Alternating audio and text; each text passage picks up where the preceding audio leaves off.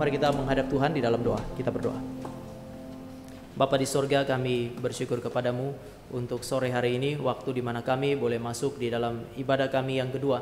Kami percaya Engkau adalah Tuhan yang telah memanggil kami untuk menikmati persekutuan di hari Sabat-Mu. Oleh karena itu kami berdoa sebagaimana Engkau telah memimpin kami di dalam ibadah yang pertama pagi hari tadi. Kiranya Engkau hadir bersama-sama dengan kami dan memimpin ibadah kami pada sore hari ini. Kami berdoa biarlah Allah yang telah memberikan kehidupan secara lahiriah, Allah yang telah memberikan juga Kristus kepada kami sehingga melaluinya kami memperoleh kehidupan secara spiritual. Kami berdoa kiranya Allah yang telah memberikan anugerah itu bekerja sekali lagi melalui Allah Roh Kudus, Sang Pemberi Firman itu, supaya melalui pekerjaannya dan karyanya di dalam pikiran dan hati kami boleh memahami kebenaran firman Allah dan digerakkan untuk menggenapi kebenaran firman itu di dalam kehidupan kami. Biarlah Tuhan berkasih karunia bagi kami ketika kami membaca dan merenungkan firman-Mu. Di dalam nama Tuhan Yesus kami berdoa dan kami menyambut kebenaran firman Tuhan. Amin. Ya, selamat sore Bapak Ibu dan Saudara. Kita bersyukur kepada Tuhan untuk pimpinan Tuhan. Hari ini Bapak Ibu dan saya akan masuk dan melanjutkan eksposisi kita dari 1 Yohanes pasal 4 ayat 1 sampai 6. Dan kita akan berbicara mengenai pimpinan Allah Roh Kudus di dalam kehidupan saudara dan saya sebagai orang-orang yang disebut sebagai umat Allah. Di sisi yang lain, kita seringkali disebut juga sebagai bait roh Allah. Nah, bagaimana roh Allah itu bekerja di dalam kehidupan saudara dan saya untuk kemudian menjaga, memelihara keselamatan kita dari apa yang disebut sebagai penyesatan. Itu dibicarakan oleh Yohanes di dalam 1 Yohanes 4 ayat 1 sampai 6. Saya pribadi bersyukur karena sebenarnya ada 2 atau 3 kali kita punya tema pembahasan atau eksposisi kita itu seperti tertunda, dan bagi saya Tuhan pimpin sehingga gak kebetulan ya dalam minggu-minggu di mana saudara dan saya membahas mengenai mempersiapkan hati masuk ke dalam Pentakosta, kemudian firman Tuhan itu lebih banyak berbicara mengenai pekerjaan Allah Roh Kudus di dalam kehidupan kita.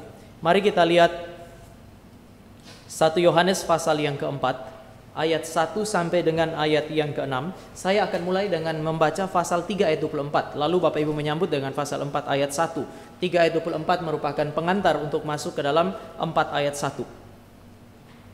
Barang siapa menuruti segala perintahnya, ia di dalam Allah dan Allah di dalam dia. Dan demikianlah kita ketahui bahwa Allah ada di dalam kita, yaitu roh yang telah dikaruniakan kepada kita. 4 ayat 1. Saudara-saudara yang dikasihi, janganlah percaya akan setiap roh, tetapi ujilah roh itu, apakah mereka berasal dari Allah. Sebab banyak nabi-nabi palsu yang telah muncul dan pergi ke seluruh dunia. Demikianlah kita mengenal roh Allah. Setiap roh yang mengaku bahwa Yesus Kristus telah datang sebagai manusia berasal dari Allah.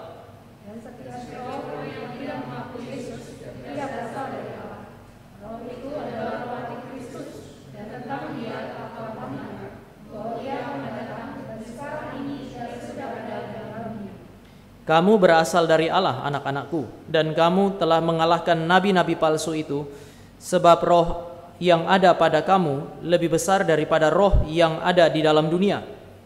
Mereka berasal darinya, sebab itu mereka berbicara tentang hal-hal duniawi, dan dunia mendengarkan mereka. Sama-sama.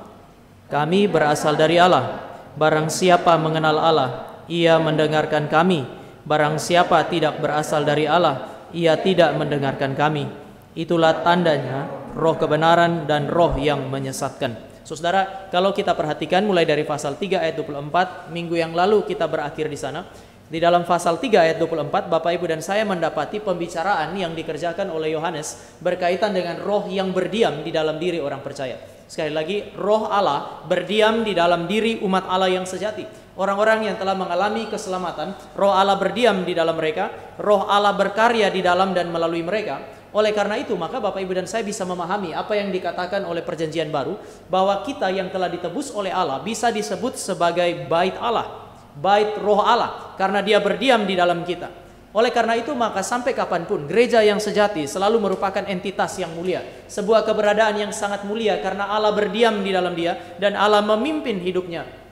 Kalau roh Allah berdiam di dalam saudara dan saya, maka ini adalah sebuah pengalaman rohani yang spektakuler. Karena Allah memulihkan kembali kondisi kita sama seperti kondisi Adam. Bedanya cuma satu. Ketika Roh Kudus hadir di dalam diri Adam ketika Adam diciptakan, itu adalah sebuah kehadiran yang sifatnya natural. Memang sejak diciptakan, Roh Allah berdiam di dalam dia sebagai gambar dan rupa Allah. Tetapi setelah manusia jatuh di dalam dosa, Kejadian pasal 6 mengatakan Roh Allah meninggalkan manusia. Maka kehadiran Allah di dalam diri saudara dan saya hari ini merupakan sebuah pekerjaan Allah yang supranatural, kehadiran yang supranatural. Oleh karena itu maka Yohanes ketika dia berkata bahwa Roh Allah berdiam di dalam kamu, dia sementara berbicara mengenai sebuah pengalaman spektakuler. Allah memulihkan kondisi spiritual saudara dan saya.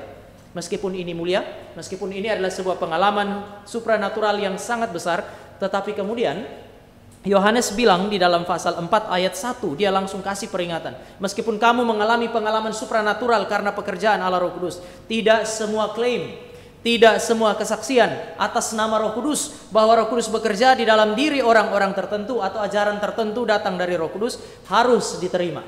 Sekali lagi, gereja yang sejati berkaitan dengan pekerjaan Allah Roh Kudus di dalam diri mereka dan melalui mereka. Sebuah pengalaman spektakuler, sebuah pengalaman spiritual yang sangat besar, sebuah pengalaman spiritual yang sangat dalam, tetapi tidak semua klaim, tidak semua kesaksian atas nama Roh Kudus, tidak semua pemberitaan atas nama Roh Kudus harus diterima begitu saja.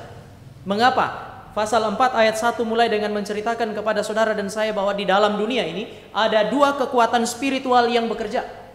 Ada dua kekuatan spiritual yang bekerja. Yang pertama adalah Roh Allah. Roh Allah yang berdiam di dalam diri saudara dan saya sebagai anak-anak Allah. Roh Allah ini memimpin saudara dan saya di dalam dan dengan kebenaran. Kalau dia ada, dia disebut sebagai roh kebenaran. Waktu ibadah kebangkitan, kenaikan Kristus, kita belajar mengenai hal ini. Roh yang berdiam di dalam kita adalah roh kebenaran. Dia bukan hanya memberi kebenaran, tetapi dia memimpin hidup saudara dan saya di dalam dan dengan kebenaran. Tetapi ada kekuatan spiritual yang kedua yang bekerja di dalam dunia ini, yang disebut oleh Yohanes nanti sebagai iblis sang penipu, roh antikristus yang bekerja di dalam anak-anak dunia ini yang tidak mengenal Allah dan yang tidak percaya kepada Kristus. Roh antikristus ini, roh yang disebut sebagai iblis atau penipu ini menginspirasikan perlawanan kepada Allah. Dia menginspirasikan perlawanan terhadap kebenaran. Jadi ini berkebalikan dengan pekerjaan Roh Kudus yang adalah roh kebenaran. Roh Kudus memimpin dengan kebenaran, mengarahkan hidup kita kepada apa yang disebut sebagai kebenaran. Tetapi iblis menggunakan roh antikristus dan anak-anaknya untuk menginspirasikan apa yang disebut sebagai perlawanan kepada Allah, perlawanan terhadap kebenaran. Dan persoalannya dia sangat berbahaya. Fakta di dalam Kejadian sampai dengan Wahyu memberi petunjuk kepada saudara dan saya bahwa pekerjaan roh antikristus ini sangat berbahaya karena dia mulai dengan apa yang disebut sebagai memutarbalikkan kebenaran. Di dalam kitab Kejadian, Bapak Ibu dan saya melihat dia mengutip apa yang dikatakan oleh Tuhan, namun memberi interpretasi yang berbeda atau tafsiran yang berbeda. Sekali lagi, persoalan terbesar di dalam dunia ini bukan kurang orang yang kutip-kutip ayat Alkitab. Saudara bisa ketemu siapa saja mengutip ayat Alkitab. Saksi Yehova juga kutip ayat Alkitab. Tetapi persoalan yang terbesar adalah setelah kutip ayat itu, bagaimana dia menafsirkan ayat itu? Apakah dia menafsirkan dengan benar atau tidak? Saksi Yehova mengutip ayat yang sama dengan saudara punya, tapi dia memberi tafsiran yang sama sekali berbeda. Ini sudah pernah dilakukan oleh iblis di dalam Taman Eden. Sekali lagi, dia sudah melakukan itu di dalam Taman Eden. Dia kutip apa yang dikatakan oleh Tuhan, lalu kemudian dia memberikan tafsiran yang berbeda, sehingga tafsiran ini justru menyesatkan. Setelah dia memberikan tafsiran yang menyesatkan melalui anak-anak dunia ini, kata Yohanes, persoalan yang kedua adalah dia memperlengkapi anak-anaknya dengan kuasa di dalam pelayanan atau pekerjaan mereka. Bapak Ibu, di dalam catatan mengenai Simon, si tukang sihir dalam Kisah Rasul pasal yang ke-8, saudara dan saya tahu bahwa banyak orang, bahkan orang-orang Yahudi tertarik dengan Simon, oleh karena Simon itu diperlengkapi iblis dengan berbagai macam perbuatan besar yang mengagumkan banyak orang. Di dalam perjanjian lama, saudara dan saya menemukan ahli-ahli nujum Mesir pun bisa melakukan mujizat yang sama dengan yang namanya Musa dan Harun. Artinya iblis bisa meniru mujizat. Dan persoalan yang lain, dia bukan hanya memutarbalikkan kebenaran. Dia bukan hanya memperlengkapi para nabi-nabi palsu ini dengan kuasa yang spektakuler, yang unik, yang menarik hati saudara dan saya. Tetapi bahaya yang lain adalah pasal yang keempat ayat 1 memberi petunjuk kepada saudara dan saya bahwa orang-orang yang digerakkan oleh kuasa kegelapan, yang digerakkan oleh iblis sang penipu ini justru sangat militan. Mari kita lihat pasal 4 ayat 1. Sebab bagian B, sebab banyak nabi-nabi palsu yang telah muncul dan pergi ke seluruh dunia. Pada zaman itu, orang Kristen itu pergi ke seluruh dunia. Itu karena didesak oleh apa? Oleh karena aniaya. Orang Kristen awalnya ingin berdiam di Yerusalem. Mereka enggan untuk keluar dari Yerusalem, kota Allah itu, untuk kemudian memberitakan Injil kemana-mana seperti yang diamanatkan oleh Yesus Kristus. Maka Allah mengizinkan aniaya, memaksa orang Kristen pergi ke ujung-ujung bumi. Tetapi orang-orang ini yang disebut sebagai alat di tangan iblis ini dengan rela keluar untuk berkeliling ke seluruh dunia. Betapa militannya mereka. Oleh karena itu Yohanes sadar juga, dan dia tulis kembali di dalam surat 2 Yohanes ayat yang ke-7. 2 Yohanes 1 ayat yang ke-7. Sebab banyak penyesat telah muncul dan pergi ke seluruh dunia. Mereka muncul dan mereka pergi kemana? Pergi ke seluruh dunia. Seolah-olah tidak ada tempat yang tidak disentuh oleh apa yang disebut sebagai penyesatan. Dan ini bahaya besar. Saudara, kalau iblis bisa ada di Taman Eden, maka dia bisa ada di dalam gereja. Kalau Yohanes mengatakan mereka pergi ke seluruh dunia, maka gereja di segala tempat itu tidak pernah imun daripada apa yang disebut sebagai ajaran yang sesat, ajaran yang salah. Dan persoalan lain itu datang dari luar. Itu persoalan pertama datang dari luar. Tetapi persoalan kedua, John Stott itu dia bilang ada di dalam gereja. Karena orang-orang yang ada di dalam gereja itu selalu dan senantiasa itu tertarik kepada hal-hal yang tidak biasa. Dia pakai istilah itu. Gereja biasa tertarik kepada hal-hal yang tidak biasa. Ketika sesuatu yang spektakuler, yang tidak biasa itu terjadi, saudara dan saya lebih suka. Kita tidak kritis, dan ini bahaya besar di dalam gereja. Bapak Ibu, bahaya laten di dalam gereja sejak perjanjian lama sampai perjanjian baru. Harus disadari baik oleh kita sebagai saudara, sebagai jemaat, maupun kami sebagai hamba Tuhan. Di dalam perjanjian lama, Musa dan para nabi mengingatkan mengenai kepada umat Allah mengenai pengajar-pengajar yang sesat. Di dalam perjanjian baru, Yesus Kristus memperingatkan jemaat mengenai pengajar-pengajar sesat. Hari ini, saudara dan saya menemukan Rasul Yohanes memperingatkan jemaat mengenai apa yang disebut sebagai nabi-nabi palsu. Mari kita lihat Paulus juga memperingatkan hal yang sama di dalam 1 Tesalonika pasal yang kelima. 1 Tesalonika pasal yang kelima.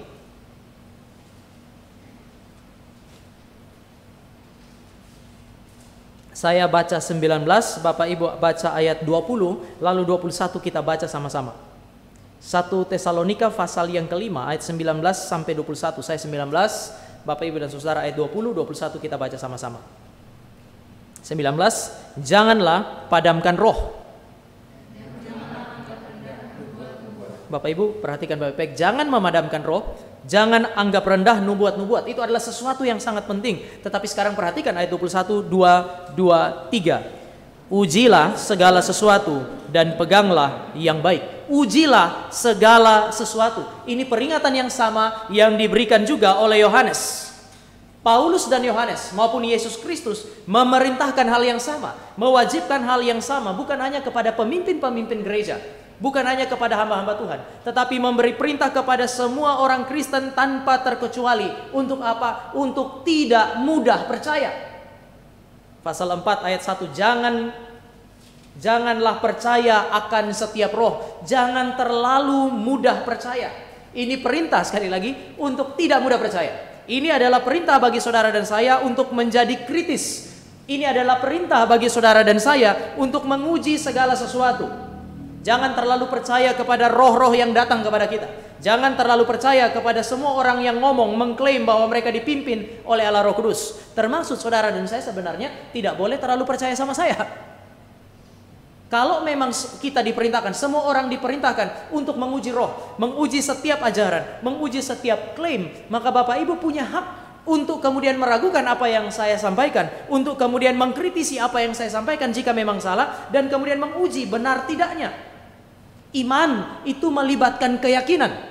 Sekali lagi, iman yang sejati memang melibatkan keyakinan, kepercayaan. Tetapi iman yang sejati juga tidak mudah percaya, susah.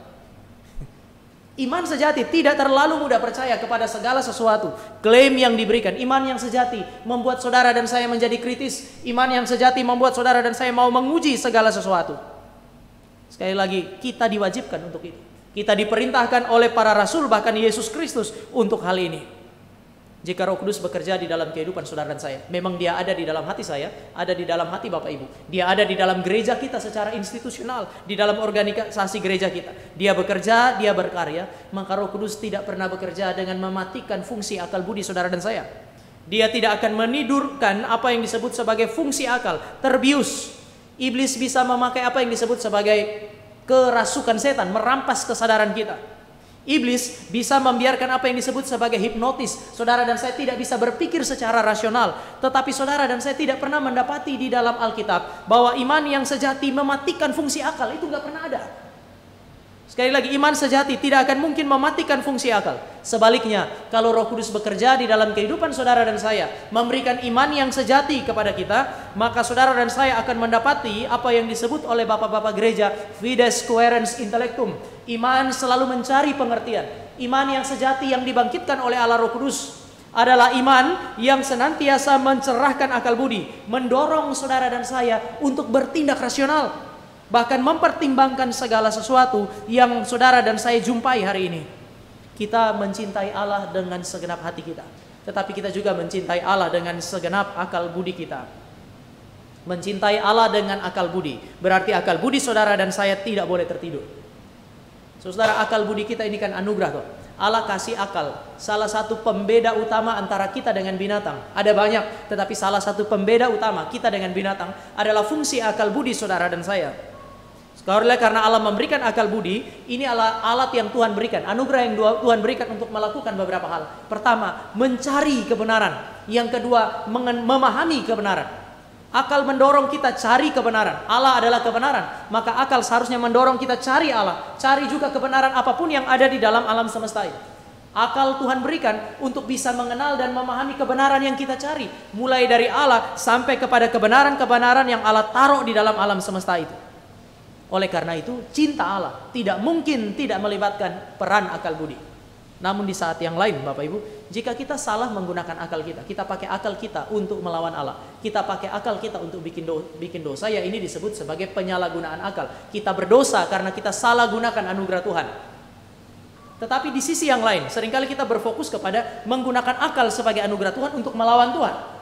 Sekarang kalau dia pasif, saudara, kita tidak gunakan akal budi, itu pun dosa di hadapan Tuhan. Saudara dan saya menyia-nyiakan anugerah Tuhan. Jadi dosa di dalam kaitan dengan anugerah Tuhan, akal budi kita, itu bukan hanya mempergunakan akal untuk melakukan kejahatan. Kita mempersoalkan orang-orang yang pandai, kemudian kita bilang bahwa mereka pakai kepandaian mereka untuk melawan Allah. Betul, itu dosa. Tetapi kalau Bapak Ibu dan saya ada di dalam gereja dan kita gagal untuk menggunakan akal budi kita, maka kita berdosa di hadapan Tuhan karena kita menyia-nyiakan satu anugerah yang sangat besar di dalam kehidupan saudara dan saya, yaitu akal budi. Yang membedakan kita dari binatang dan membuat kita menjadi serupa dengan Allah yang sangat rasional itu. Kita menyia-nyiakan anugerah itu. Seharusnya saudara dan saya tidak melakukan hal itu. Fides quaerens intellectum. Iman yang benar selalu mencari apa yang disebut sebagai kebenaran. Dan oleh karena itu, kalau saudara dan saya punya pikiran diisi oleh Allah melalui Roh Kudus dengan kebenaran, maka saudara dan saya akan mendapati orang Kristen. Seharusnya kalau dia punya iman benar, dia tidak terlalu mudah percaya. Orang-orang ini akan dibentuk menjadi orang-orang yang kritis. Ya saudara, kita tahu tahun lalu itu banyak sekali persoalan dengan orang yang usir-usir COVID. Tahun ini Pak Rudi akhirnya masih berdoa juga.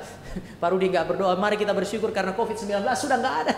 Nggak, tadi berdoa mengkhawatirkan gelombang yang kedua bisa masuk ke Indonesia. Itu bisa terjadi.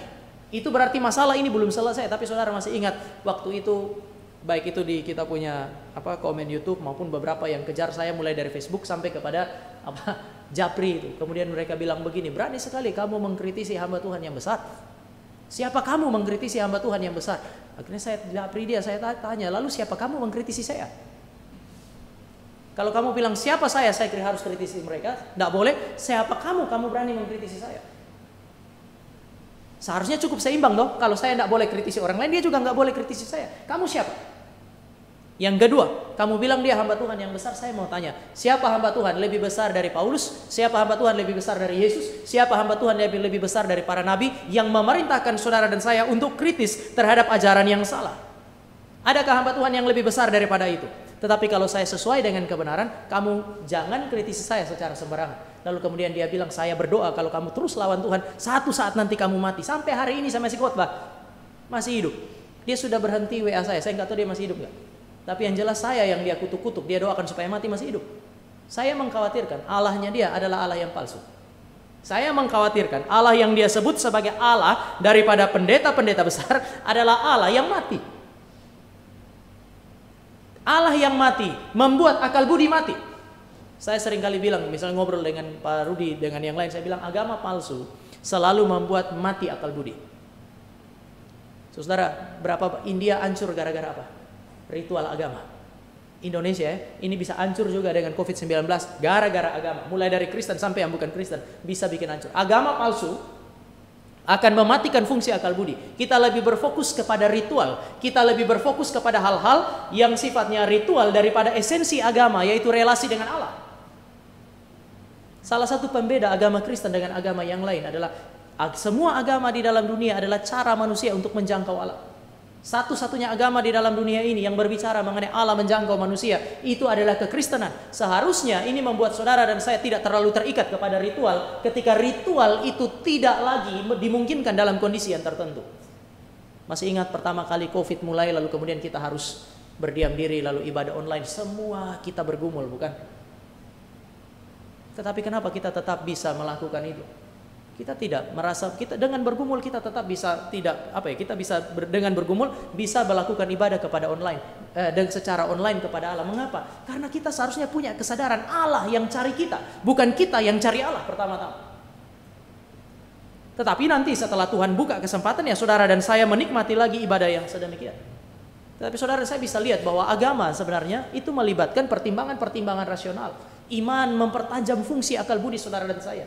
Imanlah yang memungkinkan saudara dan saya memuliakan Allah dengan akal budi, mencintai Allah dengan akal budi. Dan kalau saudara dan saya mengasihi Allah dengan akal budi, maka Yohanes bilang kamu harus menguji roh, karena itulah pekerjaan Allah Roh Kudus. Saudara ingat, dia bilang kamu bait Roh Kudus dalam ayat 24 pasal 3. Lalu kemudian dia bilang karena Roh Kudus ada di dalam kamu, jaga baik-baik hidupmu supaya kamu jangan disesatkan. Caranya adalah uji roh. Maka mari kita mulai membicarakan mengenai perkara menguji roh, hal menguji roh.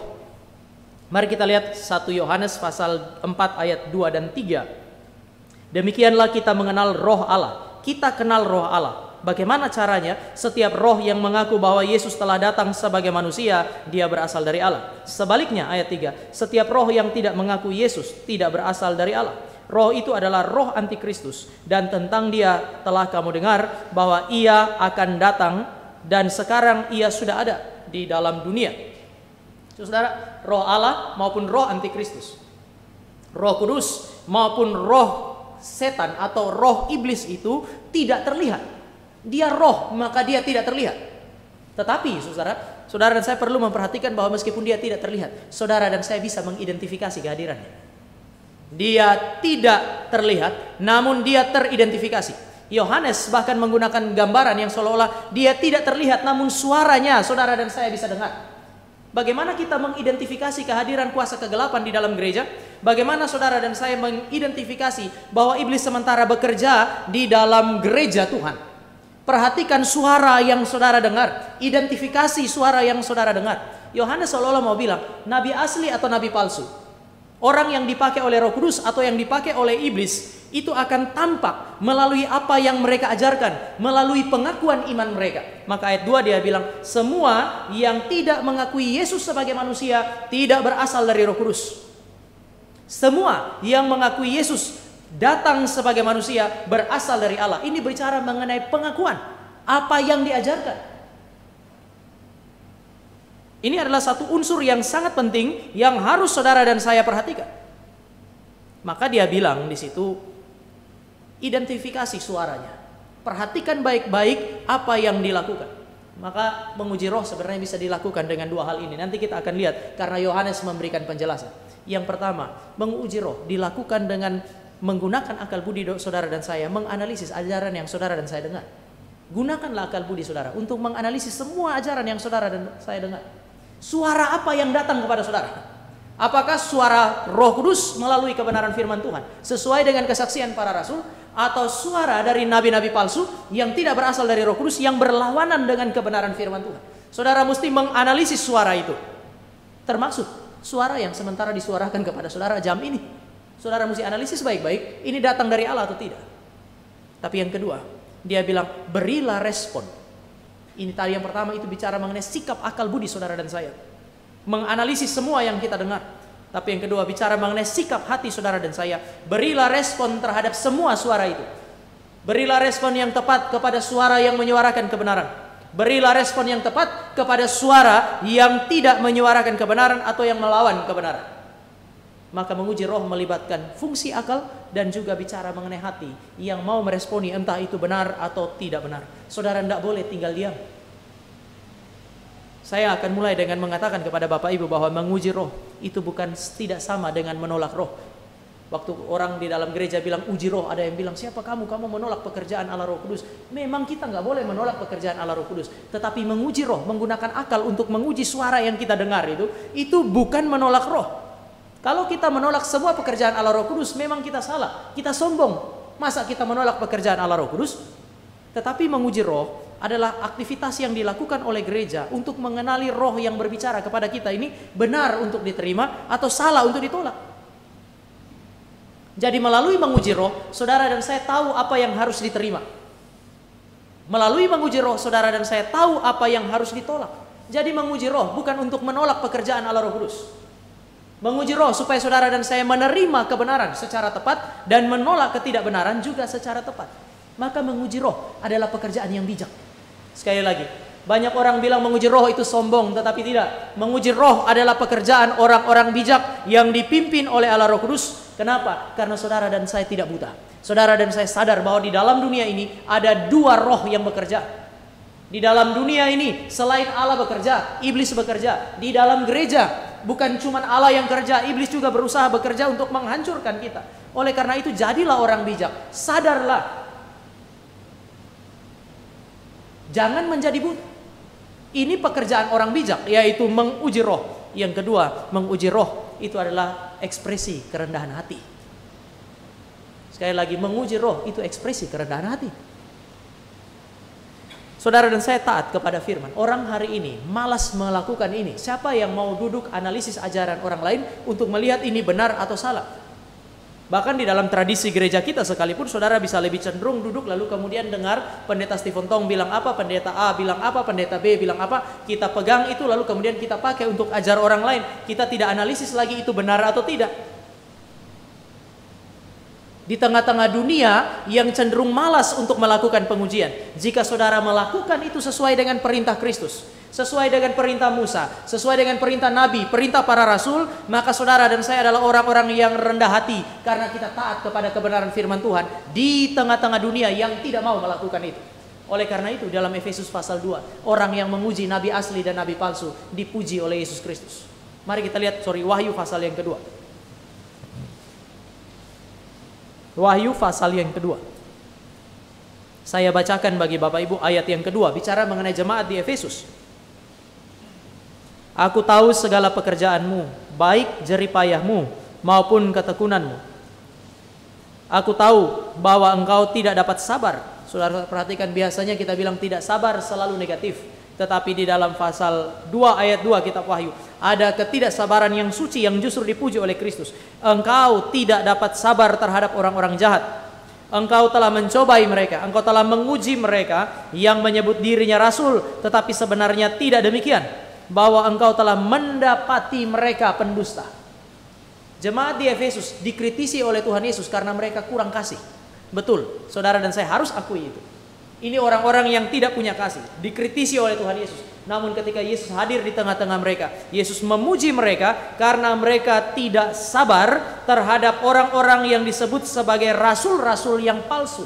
Mereka menguji sampai menemukan rasul yang benar dan rasul yang palsu. Tuhan memuji mereka. Kalau memang menguji roh, menguji ajaran yang datang kepada saudara dan saya, suara yang sampai kepada kita, itu semata-mata negatif, harusnya Yesus mengecam orang-orang yang ada dalam Wahyu 2 ayat yang kedua. Tetapi Yesus nggak melakukan itu. Yesus memuji mereka. Maka mari kita masuk lebih jauh. Bagaimana menguji roh? Tadi saya sudah kasih indikasi. Yang pertama, saudara dan saya menguji roh karena roh Allah, roh kudus yang berdiam di dalam kita sebagai bait roh kudus ini mengarahkan pikiran untuk menguji ajaran atau menganalisis setiap ajaran yang datang kepada kita. Hari ini karena saudara dan saya beribadah Sudah online, semua khotbah itu direkam, diupload di YouTube. Kita itu dihujani oleh berbagai macam ajaran, mulai dari yang beres sampai yang gak beres. Maka mau gak mau perintah Yohanes ini justru harus lebih sering dihidupi oleh saudara dan saya. Kita mesti dengar, kita mesti lihat, mesti analisis. Kenapa? Karena Roh Kudus menjaga kesucian bait Allah. Bait Allah yang suci harus dijaga kesuciannya. Kalau memang kita adalah bait Roh Kudus, maka Roh Kudus yang menjaga bait Allah ini mempertahankan kesuciannya dengan menggerakkan akal budi saudara dan saya untuk menganalisis setiap ajaran yang sampai kepada kita.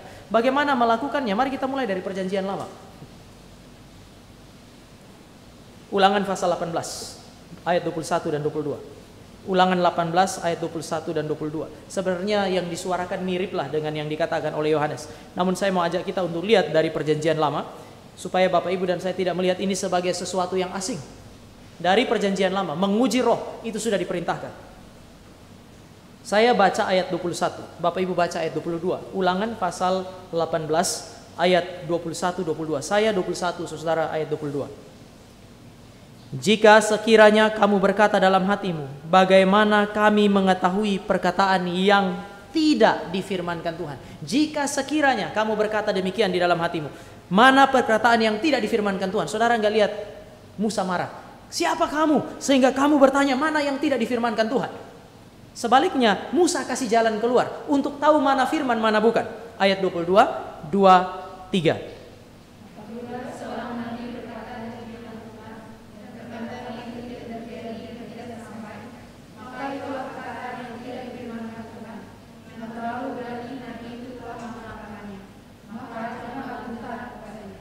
Kalau ada nabi yang berkata demi nama Tuhan, bernubuat demi nama Tuhan, bawa-bawa nama Tuhan, tetapi perkataannya tidak terjadi, ini salah satu alat uji. Tahun yang lalu COVID mulai, dan kemudian saya mau ingatkan sekali lagi, ada seorang pendeta kemudian berpakai nama Yesus, mengusir COVID di dalam nama Yesus. Sampai hari ini COVID nggak hilang-hilang.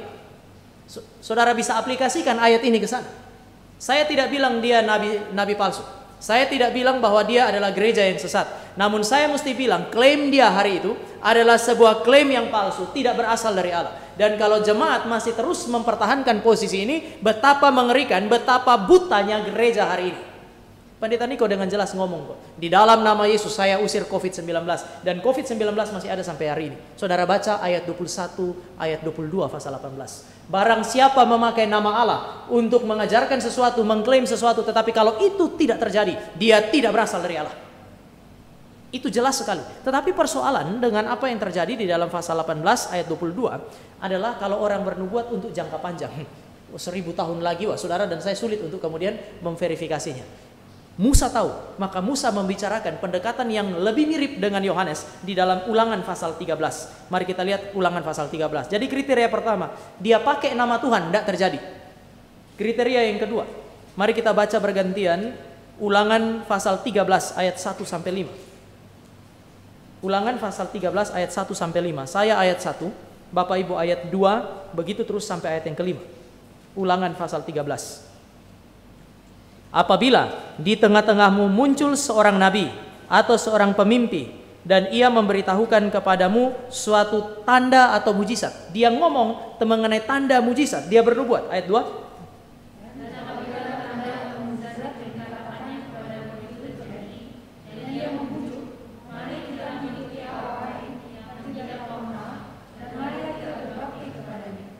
Maka janganlah engkau mendengarkan perkataan nabi atau pemimpi itu, sebab Tuhan Allahmu mencoba menguji kamu untuk mengetahui apakah kamu sungguh-sungguh mengasihi Tuhan Allahmu dengan segenap hatimu dan dengan segenap jiwamu.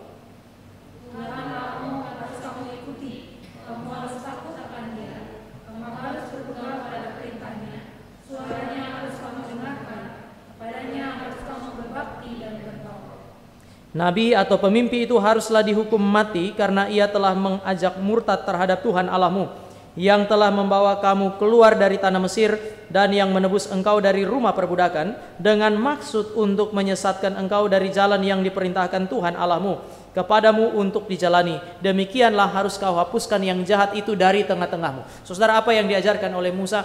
Kalau ada nabi datang lalu kemudian dia bernubuat dan seterusnya, kalau yang pasal 18 tidak terjadi. Pasal 13 dia bernubuat lalu kemudian dia mau bikin mujizat dan itu terjadi. Apakah boleh langsung percaya?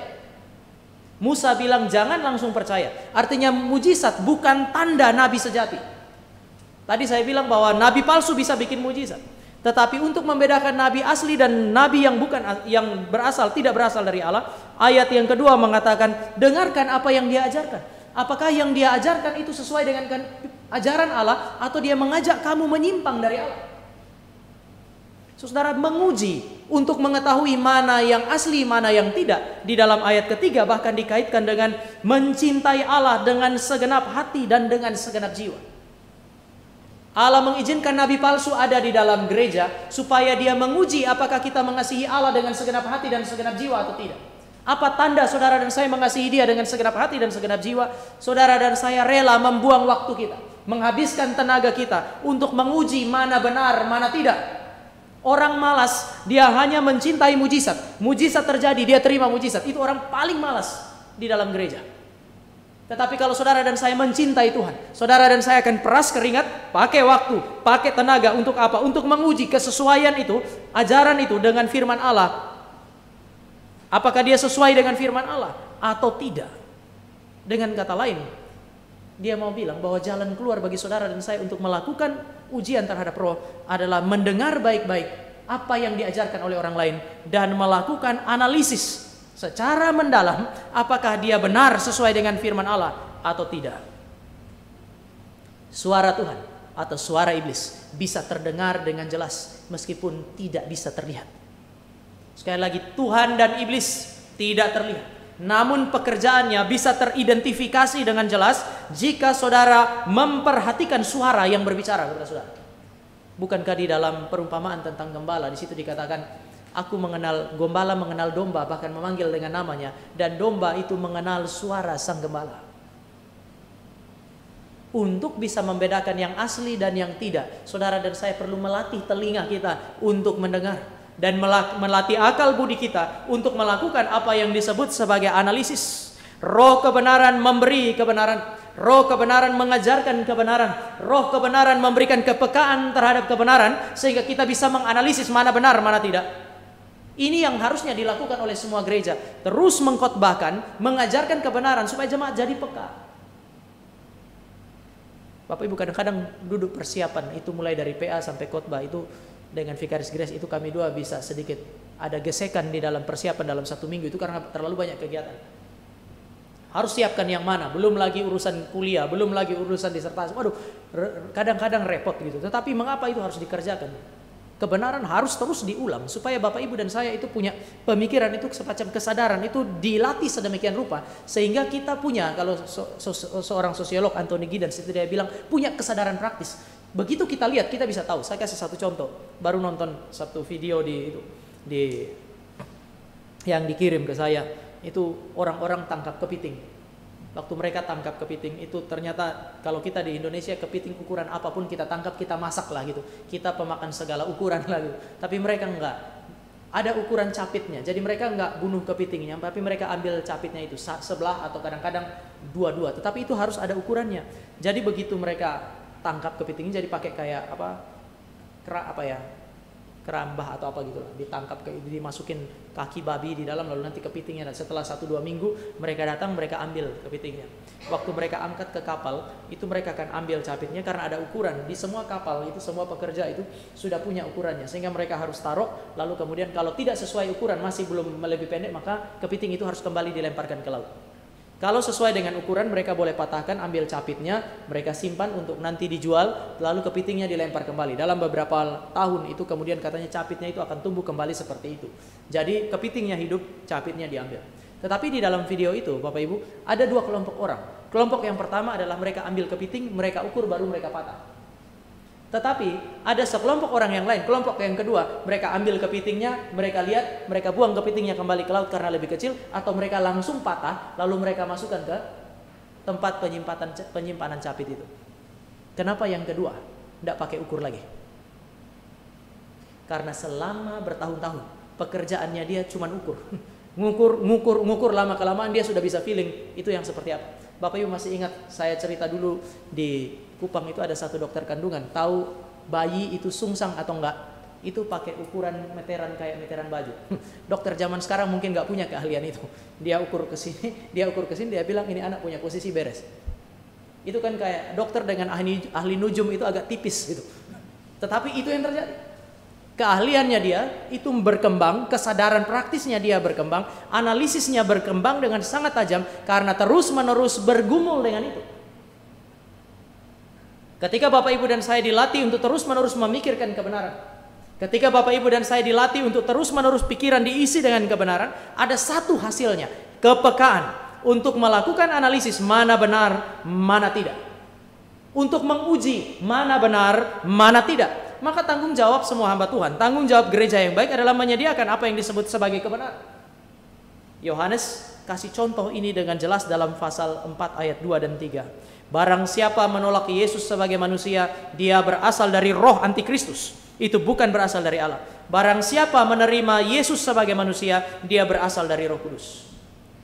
Saya perlu kasih penjelasan sedikit karena ada satu penafsir yang dia bilang memang kalau Yohanes punya penjelasan kayak begini maka orang bisa pikir jangan-jangan Yohanes hanya menerima kemanusiaan Yesus tetapi menolak keelahiannya karena dia nggak ngomong itu. Tapi sebenarnya mari kita lihat 1 Yohanes dengan sedikit lebih teliti. Di dalam ayat yang kedua, demikianlah kita mengenal roh Allah. Setiap orang yang mengaku bahwa Yesus Kristus telah datang sebagai manusia. Telah datang sebagai manusia. Istilah sebagai manusia in the flesh itu mengacu kepada pengakuan dia terhadap kemanusiaan Yesus. Tetapi saudara perhatikan kalimat yang dipakai, has come. Dia telah datang. Telah datang sebagai manusia. Artinya dulu dia bukan manusia, sekarang dia datang sebagai manusia. Kalimat ini mempresaposisikan satu hal, mempresaposisikan bahwa Yesus itu adalah pribadi ilahi yang sudah datang sebagai manusia. Lalu kenapa dia nggak bilang begini? Barang siapa yang tidak menerima Yesus sebagai Allah dan manusia itu tidak berasal dari Allah. Kenapa? Karena bidat yang dia lawan adalah bidat yang menerima keilahian Yesus. Itu bukan persoalan. Itu tidak perlu disebut. Gnostik menerima Yesus adalah pribadi yang ilahi, tetapi menolak kemanusiaan Yesus. Maka dia bilang siapa yang menerima keilahian Yesus tetapi menolak kemanusiaannya tidak berasal dari Allah. Ini mirip dengan Paulus di dalam 1 Korintus pasal 12. Mari kita lihat 1 Korintus pasal 12. Paulus lawannya beda. Bidat-bidat yang ada di Korintus malah menerima kemanusiaan Yesus, tidak menerima keilahian Yesus. Maka penekanan Paulus lain. Mari kita lihat 1 Korintus pasal 12. Saya baca ayat 2, Bapak Ibu membaca ayat yang ketiga. 1 Korintus 12. Kamu tahu bahwa pada waktu kamu masih belum mengenal Allah, kamu tanpa berpikir ditarik kepada berhala-berhala yang bisu. Tanpa berpikir kamu ditarik. Hati-hati gagal pakai akal budi. Ayat 3.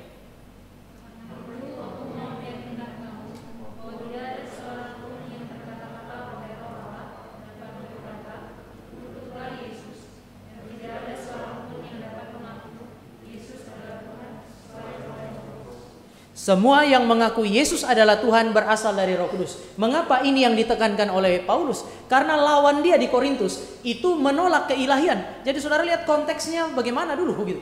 Jadi Yohanes tidak sementara menolak keilahian Yesus Kristus. Yohanes mengasumsikan keilahian Yesus Kristus dan menekankan kemanusiaannya. Artinya Yohanes mau bilang barang siapa yang menolak baik keilahian maupun kemanusiaan Yesus atau menolak salah satu dari antara duanya, mereka tidak berasal dari Allah, mereka adalah antikristus. Sebenarnya poin Yohanes dan Paulus itu sederhana. Siapapun yang mengajarkan ajaran yang berbeda dari apa yang mereka ajarkan tidak berasal dari Allah. Oleh karena itu Paulus bilang, barang siapa yang mengajarkan Injil yang berbeda dari yang kami ajarkan hari ini, terkutuklah dia, bahkan kalau dia adalah seorang malaikat. Yang mau dikatakan Yohanes adalah sama. Perhatikan apa yang diajarkan oleh semua orang yang berkhotbah kepada saudara, yang datang dan kemudian mengajarkan saudara apapun itu. Perhatikan ajaran yang saudara dengar. Apa yang saudara terima yang berseliweran di sekitar kita, di dalam dunia nyata maupun di dalam dunia maya, apakah itu sesuai dengan ajaran rasuli atau tidak? Saudara, pertentangan dengan ajaran rasuli itu tidak dilihat oleh Yohanes hanya semata-mata sebagai kesalahan intelektual. Betul, itu bisa merupakan kesalahan intelektual, tetapi kesalahan ini bukan sekadar sebuah kesalahan intelektual. Yohanes melihat ini sebagai kesalahan yang diinspirasikan oleh setan untuk apa? Untuk melawan Allah dan menyesatkan umat Allah. Ini perkara yang serius. Bagaimana mungkin kita tidak lihat ini sebagai serius kalau firman Allah adalah kebenaran? Saudara dan saya mengajarkan sesuatu yang berbeda. Ini perkara yang serius. Oleh karena itu maka Tuhan Yesus bilang, barang siapa menyesatkan anak kecil ini, lebih baik batu kilangan diikatkan kepada lehernya lalu kemudian dia buang ke laut. Lebih baik dia mati daripada dia hidup dan kemudian dia menyesatkan orang lain. Kebenaran adalah persoalan serius. Mempertahankan kebenaran adalah persoalan serius. Menguji kebenaran adalah sebuah persoalan yang sangat serius. Oleh karena itu kita seringkali bilang, ya saya punya hati ini tidak seperti hamba-hamba Tuhan yang mau mengkritisi dan seterusnya. Saya mau menerima saja. Kelihatannya rohani, tetapi nerimo saja itu bukan sesuatu yang sifatnya rohani. Itu kebodohan yang sangat mengerikan. Maka Paulus bilang, kamu tanpa berpikir telah disesatkan kepada penyembahan berhala. Kenapa? Karena kamu gagal menggunakan akal budimu. Saya tahu bahwa ini kemudian terlihat agak sedikit kaku terkait dengan fungsi akal budi, tetapi saudara dan saya menemukan bahwa nanti di minggu yang lalu dan minggu yang akan datang, di tengah-tengah situasi yang kelihatan kaku ini, nanti Yohanes selalu bicara mengenai kasih. Tetapi di titik ini saudara dan saya bicara mengenai satu kondisi yang begitu keras. Terhadap penyesatan dia keras, tapi terhadap jemaat dia bilang kamu harus saling mengasihi satu dengan yang lain. Minggu lalu, minggu depan ngomong kasih lagi. Dia selalu seimbangkan itu, kasih, lalu dia ngomong kebenaran dengan keras, lalu dia ngomong lagi dengan kasih. Seolah-olah kasih itu kayak kalau kita punya roti di atas dan di bawah ada daging di tengah. Dia kasih gambaran seperti itu. Kasih itu seperti roti yang membungkus daging yang ada di tengah itu. Kebenaran yang keras itu ditaruh di tengah dan dibungkus dengan roti. Supaya saudara dan saya tidak hanya berpegang kepada kebenaran yang keras. Minggu yang lalu ya kita masih bicara mengenai kasih. Minggu ini saudara saya bicara mengenai apa yang disebut sebagai kebenaran. Tetapi kira-kira demikian. Supaya bait Allah di dalam diri kita itu terjaga dengan baik, Roh Kudus itu akan memimpin saudara dan saya pakai akal budi untuk menganalisis kebenaran. Yang kedua, Roh Kudus akan memimpin saudara dan saya supaya saudara dan saya berespons terhadap kebenaran maupun ketidakbenaran. Jadi orang Kristen tidak boleh pasif. Ketika kebenaran tidak terjadi ketidakbenaran terjadi kita pasif. Ketika kebenaran terjadi juga kita pasif aja. Cilaka saudara dan saya. Saudara dan saya harus memberi respons. Perumpamaan Yesus mengenai 4 jenis tanah itu di dalam Matius 13 dan Lukas pasal yang ke-8 itu bicara mengenai respons terhadap kebenaran. Maka respons terhadap kebenaran adalah hal yang sangat penting di dalam kehidupan orang percaya. Respons terhadap kebenaran menentukan siapa kita dan dari mana asal kita. Kalau saudara dan saya meresponi kebenaran dengan baik, menerima itu dan menghidupi itu petunjuk siapa kita, dari mana asal kita, apakah kita berasal dari Allah atau tidak. Sebaliknya, jika saudara dan saya melawan kebenaran dan menerima ketidakbenaran, itu petunjuk dari mana kita datang dan siapa kita. Saudara mau lihat itu, maka mari lihat di dalam ayat yang ke-5 dan ayat 6. Dari mana, siapa mereka, dijelaskan oleh Yohanes dengan jelas dalam ayat 5 dan 6. Mereka, nabi-nabi palsu, berasal dari dunia. Sebab itu mereka berbicara tentang hal-hal duniawi. Mereka menyesatkan dan seterusnya. Dan dunia mendengarkan mereka.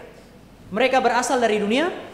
Dunia meresponi mereka. Karena mereka berasal dari dunia. Berasal dari si jahat itu. Ayat 6. Kami berasal dari Allah. Saudara perhatikan itu. Kami berasal dari Allah. Barang siapa mengenal Allah, ia mendengarkan kami. Barang siapa tidak berasal dari Allah, ia tidak mendengarkan kami. Sangat bergantung kita berasal dari mana. Itu menentukan respon kita. Dan Yohanes bicara mengenai saudara dan saya memang harus memberi respon. Tidak boleh tidak. Rasul mau mengatakan bahwa kami para rasul dengan berita rasul ini berasal dari Allah. Semua pendengar yang berasal dari Allah. Istilah berasal dari Allah berarti semua pendengar yang menyebut diri anak-anak Allah, yang lahir dari Allah, yang di dalam dirinya ada benih ilahi, yang berasal dari kebenaran, yang hidup di dalam terang, mereka akan dipimpin oleh Roh Kudus. Hati mereka akan dicenderungkan kepada kebenaran. Mereka bukan hanya cari kebenaran, tapi mereka meresponi kebenaran. Mereka tidak akan menolak apa yang disebut sebagai kebenaran. Sebaliknya Yohanes bilang kontrasnya adalah mereka yang berasal dari dunia ini. Mereka yang berasal dari si jahat. Mereka diinspirasi dan digerakkan dan digairahkan oleh apa yang disebut sebagai kecenderungan kepada yang jahat. Sehingga ketika berita dari nabi-nabi palsu itu disampaikan, itu cocok dengan kecenderungan hati mereka dan mereka akan menerima itu. Di dalam filsafat Yunani kuno ada satu istilah ini. Yang sama mencintai dan mencari yang sama. Yang sama mencintai dan mencari yang sama. Di tengah-tengah pluralitas, di tengah-tengah banyak hal yang berbeda, ketika saudara dan saya menemukan sesuatu yang sama, kita lebih cepat dekat. Di NTT itu, kami dari NTT itu dari satu provinsi itu pulaunya banyak sekali. Kalau di Kupang sendiri, itu masing-masing punya kampung sendiri. Ada kampung orang-orang yang berasal dari Pulau Alor, ada dari Sumba dan seterusnya. Jadi di NTT sendiri mereka berantem. Tapi begitu mereka ke Jawa, mereka lupa mereka dari pulau yang mana. Pokoknya sama-sama NTT, dari mana? Dari NTT. Sudah kos di mana? Itu rame-rame pindah tinggal satu kos. Oleh karena itu ya wilayah itu bisa jadi kacau karena semua kumpul di situ. Saudara bisa lihat ya, di tengah mereka merasa mereka sama, lalu datang di satu tempat di mana mereka berjumpa dengan manusia dari berbagai penjuru. Mereka berasal dari satu tempat yang sama, mereka ngumpul di situ. Kenapa? Karena kami sama. Saudara pergi kemanapun, kalau orang Batak kan tinggal sebut marga atau Boru, begitu kena itu, tinggal sebut nomor tuh 0812 berapa. Saudara tinggal sebut nomor, langsung mereka ketemu tuh. Jadi sudah beres. Yang sama mencintai dan mencari yang sama. Yohanes pakai prinsip ini. Kalau kamu berasal dari kegelapan, kamu lebih suka ajaran yang sesat. Kalau kamu berasal dari terang, kamu mencintai kebenaran. Roh Kudus memimpin saudara dan saya untuk mengenali suara gembala dan mencintai suara gembala. Roh jahat memimpin saudara dan saya untuk membenci kebenaran dan cenderung kepada ajaran-ajaran yang salah. Tetapi yang ditekankan di sini bukan hanya asal, tetapi bicara mengenai respon. Saudara tidak bisa bilang, itu tidak benar, saya tidak mau respon. Tidak bisa. Kalau saudara tahu itu tidak benar, saudara harus berespon. Lari jauh-jauh dari situ. Ketika saudara tahu itu kebenaran, saudara tidak boleh diam, saudara mesti berespon. Dan apa yang menentukan respon? Penentu respon saudara dan saya itu bukan perasaan. Kebenaran melukai saudara dan saya. Kebenaran bisa bikin bersuka cita saudara dan saya. Kadang-kadang kita terima kebenaran karena dia bikin kita bersuka cita. Oh ini kebenaran tepat, cocok dengan kebutuhan saya. Kita langsung menerima itu. Kita sementara berduka, kita sementara mengalami luka hati. Firman Tuhan sampai cocok kita terima. Bapak Ibu dan saya lagi baik-baik, tahu-tahu kebenaran datang dan firman Tuhan yang disampaikan itu melukai hati kita. Kita berat hati untuk menerima. Tetapi respon kepada kebenaran tidak bergantung kepada perasaan kita. Yang namanya kebenaran berpotensi untuk menghibur, membangun, tapi juga meruntuhkan dan melukai. Siapa bilang kebenaran itu hanya membangun? Kebenaran itu meruntuhkan fondasi yang salah. Maka semua bangunan yang dibangun di atas fondasi yang salah harus diruntuhkan supaya bangunan yang benar dan fondasi yang benar itu dibangun kembali. Itu fungsi daripada apa yang disebut sebagai kebenaran. Saudara saya tidak bisa pakai perasaan. Kita yang nyetir misalnya ya. Kadang-kadang nyetir kita sudah di kiri, lalu di kanan itu padat, motor kan dari kanan, yang dari kanan itu ambil jalurnya kita. Ya kita hamba Tuhan juga kadang-kadang emosi lah. Waktu lagi jengkel, lagi marah, Vikaris Grace bilang, Tama, kalau kamu yang bawa motor kayaknya bisa jadi sama juga ya. Kayaknya itu benar deh. Ya, maka itu bisa sedikit menenangkan. Satu kali, saudara, kalau Vikaris Grace ngomong kan gak ada masalah. Tapi bayangkan kalau Stefani 4 tahun waktu itu ngomong. Saya dengan dia pergi ke Pondok Indah, cuman kami berdua. Pulang kami keluar dari TB Simatupang itu kan dari Lenteng Agung. Lalu kan ada itu kan cuman satu jalur toh. Tapi kemudian ada banyak sekali kendaraan, motor itu lewat dari itu. Sementara di kiri kanan itu ada mobil, lalu ada motor, saya ambil di kiri dan banyak motor itu lawan arah. Ya saya terus maju. Stefani bilang, Papa, nanti Papa tabrak. Lalu saya bilang, Stefani coba lihat ya, ini garis. Saya kasih tunjuk garis, ini jalurnya kita. Jadi biar saja. Lalu Stefani mengutip kalimatnya persis Vikaris Grace itu. Kalau Papa yang bawa motor, begitu enggak ya? Waduh, itu kan sudah anak kecil, dia tuh 4 tahun. Saya nih tahun depan 40, hampir 10 kali lipat dia tuh. Lalu dia ngomong kayak begitu, itu melukai loh. Kok bisa ya? Tapi ya bagaimana saudara dan saya meresponi yang kayak begitu? Apakah benar atau enggak? Akhirnya ya Dengan sangat terpaksa lah begitu, berusaha untuk menyesuaikan dengan suara anak kecil ini. Saudara dan saya bisa tersenyum, tapi dalam pengalaman sehari-hari, bagaimana respon kita terhadap kebenaran yang melukai kita, yang gak cocok dengan maunya kita. Yang kedua, saudara dan saya di sini bisa lihat bahwa respon terhadap kebenaran tidak ditentukan oleh siapa yang berbicara. Cara dia menyampaikan gak cocok, ajarannya benar tapi hidupnya gak beres. Tuhan Yesus antisipasi itu. Dengar apa yang diajarkan oleh Farisi, jangan lakukan apa yang mereka lakukan. Saudara dan saya meresponi kebenaran dan ketidakbenaran, bukan meresponi orangnya.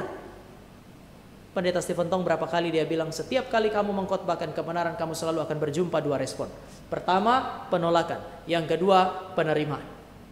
Bersyukur kalau kamu diterima. Jangan terlalu cepat susah kalau kamu ditolak. Kalau kamu ditolak, tinggal sekarang kamu pikir, apakah kamu sampaikan, yang kamu sampaikan itu salah atau tidak. Kalau yang kamu sampaikan itu benar, tidak usah pusing. Karena kamu sudah dipanggil menjadi hamba Tuhan sebelum orang itu menyukai kamu atau tidak menyukai kamu. Bapak Ibu akan ketemu sebagian besar hamba Tuhan Reform pegang prinsip ini. Jadi pendeta, jadi hamba Tuhan bukan karena jemaat senang atau tidak senang. Jadi pendeta, jadi hamba Tuhan. Kenapa? Karena memang Tuhan panggil untuk jadi hamba Tuhan. Tetapi harusnya koreksi jemaat, respon jemaat memang bisa menjadi alat ukur bagi kami untuk lihat apakah benar atau enggak. Saya kalau misalnya dari mimbar ini sampaikan firman Tuhan, lalu saya lihat, Pak Rudi, lalu saya arahkan semua mimbar dan peluru yang saya arahkan ini untuk memberondong Pak Rudi, wah itu mengerikan. Itu salah. Tetapi kalau selama yang saya sampaikan adalah sebuah prinsip kebenaran, seharusnya saya tidak perlu khawatir dengan respon orang. Kenapa? Karena seharusnya jemaat bukan meresponi sang pembicara. Di dalam khotbah KKR kan kita biasanya calling toh. Calling itu kan bukan meresponi hamba Tuhannya. Calling itu memanggil jemaat untuk meresponi kebenaran. Maka ketika Bapak Ibu berhadapan dengan orang yang mengajarkan firman Tuhan, entah dia benar atau salah, saudara harus meresponi itu kebenaran atau salah. Kalau salah, tegur dia. Kalau benar, saudara harus ikut kebenaran yang disampaikan. Fokus kita adalah kebenaran. Dan saudara ingat ini, respon saudara membentuk kehidupan saudara. Respon saudara menentukan asal-usul saudara dan saya. Ironinya adalah kadang-kadang saudara dan saya menyebut diri anak-anak Allah. Orang-orang yang adalah orang-orang yang berasal dari kebenaran. Kita dengar kebenaran. Waktu kita dengar kebenaran, kita tahu kebenaran. Namun kita tidak berespons, bahkan kita menolak kebenaran. Ini ironis. Dari mana sebenarnya kita berasal?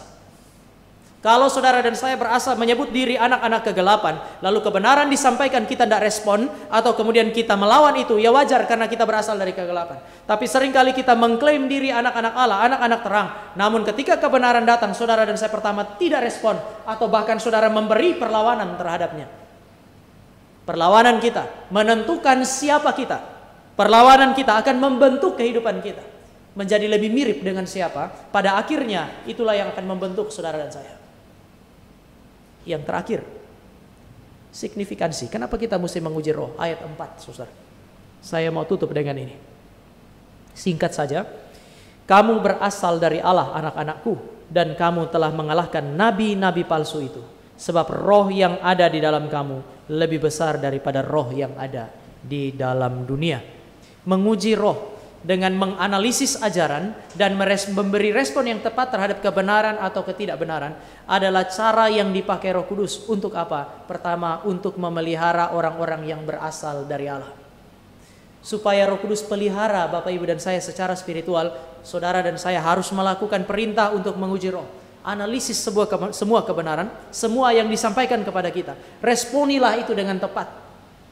Karena ini adalah cara Allah memelihara anak-anak Allah. Ini cara Allah untuk memelihara benih ilahi yang ada di dalam kehidupan saudara dan saya. Ini cara Allah untuk menjaga saudara dan saya terus ada di dalam terang. Menguji kebenaran harus terjadi, sangat signifikan. Karena ini cara Allah memelihara kita. Yang kedua, ini adalah cara yang dipakai oleh Roh Kudus untuk memungkinkan saudara dan saya mengalahkan penyesatan. Penyesatan tidak bisa dikalahkan tanpa menguji roh. Kalau saudara dan saya tidak analisis, tidak memberi respon, maka penyesatan tidak pernah bisa dikalahkan. Kalau saudara analisis, saudara bisa mengidentifikasi pekerjaan setan. Tetapi kalau saudara tidak analisis, maka setan kerja dan itu terus ada di dalam gereja. Dia tersembunyi, dia tidak terlihat. Analisis terhadap ajaran memungkinkan kita sadar setan sementara kerja dalam gereja atau tidak. Memberi respon yang tepat akan membentuk saudara dan saya. Maka saya mau tutup dengan ini. Umat Allah, ayat 4 itu sebenarnya memberikan kesimpulan ini kepada saudara dan saya. Umat Allah yang sejati, yang telah dilahirbarukan oleh Allah, yang di dalam dirinya ada Allah Roh Kudus sehingga dia adalah bait Roh Kudus. Umat Allah yang seperti ini tidak mungkin bisa disesatkan dan dibinasakan oleh guru-guru palsu.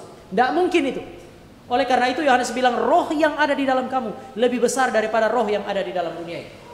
Jadi kalau kamu adalah umat Allah, karena kamu diurapi oleh Allah dengan Roh Kudus, maka tidak mungkin kamu disesatkan dan binasa. Saudara bilang, tapi banyak orang Kristen itu tersesat dan binasa. Ya, di dalam gereja ada lalang dan gandum. Lalang satu saat melalui penyesatan akan muncul wajah aslinya sebagai lalang. Tetapi gandum akan tetap gandum di tengah-tengah penyesatan. Mengapa? Karena roh yang ada dalam diri mereka lebih besar daripada roh apapun di dalam dunia.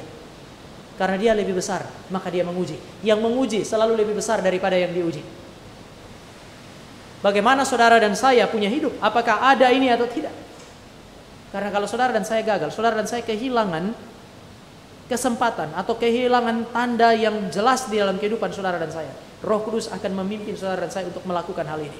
Kiranya firman Tuhan hari ini menolong saudara dan saya untuk mengerti bahwa menguji roh adalah apa yang bisa disebut hari ini sebagai absolute necessity di dalam kehidupan saudara dan saya sebagai orang Kristen. Mari kita berdoa. Bapa di sorga, kami bersyukur oleh karena kebenaran yang Engkau berikan kepada kami membentuk kehidupan kami.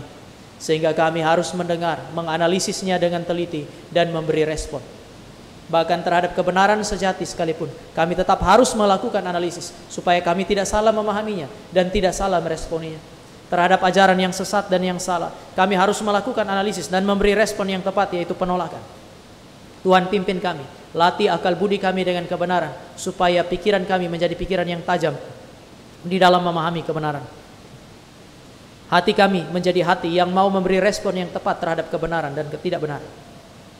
Ini doa kami di dalam nama Tuhan Yesus. Kami berdoa, mengucap syukur untuk firman, dan minta anugerah Tuhan untuk memimpin hidup kami terus menerus dengan kebenaran firman Tuhan. Amin.